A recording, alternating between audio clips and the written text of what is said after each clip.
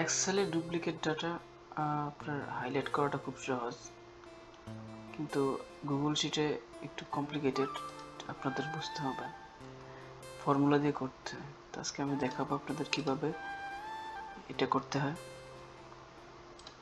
প্রথমে আপনি সিলেক্ট করে নিন সেলটা, কন্ডিশনাল ফরম্যাটিংয়ে যান,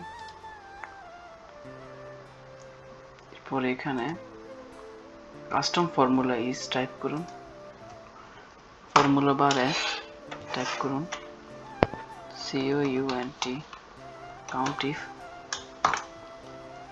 সেল নাম্বার দেবেন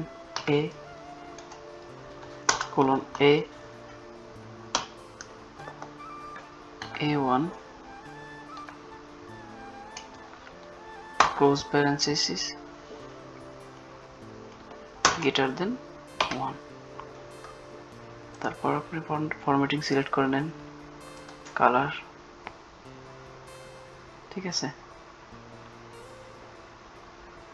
এখানে ফর্মুলা দিয়ে মূলত বোঝানো হচ্ছে যে আপনার এই র এর মধ্যে যে ডাটাগুলো আছে ওগুলো একটার বেশি হলে হাইলাইট হয়ে যাবে, এটাই বোঝানো যাচ্ছে এখানে। Very simple. এখন আপনি একটা ডুপ্লিকেট ডাটা টাইপ করলে ওটা হাইলাইট হয়ে যাবে। 2476 হয়ে গেছে।